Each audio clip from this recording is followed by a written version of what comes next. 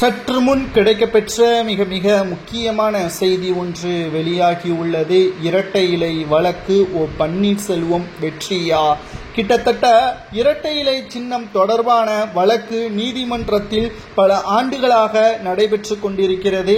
பலரும் எடப்பாடி பழனிசாமி அவர்களுக்கு எதிராகவும் பன்னீர்செல்வத்திற்கு ஆதரவாகவும் தீர்ப்பு வழங்கப்பட வேண்டும் என்று பல்வேறு எதிர்பார்ப்புகளுடன் காத்து கொண்டிருக்கக்கூடிய நிலையில் திடீரென்று பன்னீர்செல்வம் அவர்கள் திமுகவில் இணைய போகிறார் என்ற ஒரு செய்தியும் வெளியானது. ஆனால் அதற்கு பதிலடி கொடுக்கும் விதமாக OPS அவர்கள் ஒருபோதும் நான் திமுகவில் இணைய மாட்டேன் என்பதையும் திட்டவட்டமாக தெரிவித்திருந்தார். இந்த ஒரு நிலையில்தான் நீதிமன்றமானது இரட்டை இலை சின்னம் தொடர்பான வழக்கு வருகின்ற 31ஆம் தேதி நீதிமன்றத்தில் இறுதி தீர்ப்பாக வெளியாகிறது. இதில் பன்னீர்செல்வம் அவர்களுக்கு நிச்சயம் வெற்றி வரும் என்று பன்னீர்செல்வத்தின் வழக்கறிஞர் ராம்குமார் அவர்கள் தெரியப்படுத்தியுள்ளார். இந்த இரட்டை இலை சின்னம் வழக்கு தொடர்பான அனைத்து ஆதாரங்களையும் வழக்கறிஞர் ராம்குமார் அவர்கள் நீதிமன்றத்திடம் சமர்ப்பித்திருக்கிறார். தேர்தல் நடைபெறுவதற்கு இன்னும் 9 மாதங்கள் இருக்கக்கூடிய நிலையில்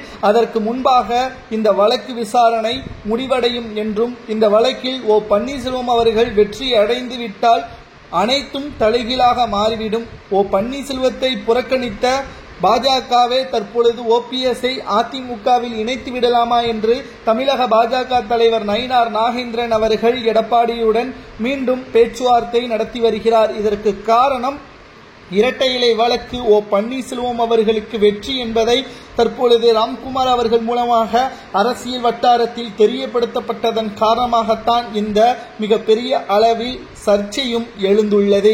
வேறு வழியே கிடையாது. ஒன்று பன்னீர்செல்வம் அவர்களை அதிமுகவில் இணைத்துவிட வேண்டும், இல்லை என்றால் இரட்டை இலை சின்னம் பன்னீர்செல்வம் அவர்களுக்கு கிடைத்துவிட்டால் அதில் இருந்து எடப்பாடி பழனிசாமி அவர்களுக்கு மிகப்பெரிய அளவிலான ஒரு பாதிப்பும் ஏற்படும். ஏனென்றால் தற்பொழுது முதற்கட்டமாக தமிழகம் முழுவதும் சுற்றுப்பயணம் மேற்கொண்டிருக்கின்ற எடப்பாடி பழனிசாமி அவர்களுக்கு பெருமளவில் ஆதரவுகள் கிடைக்கவில்லை.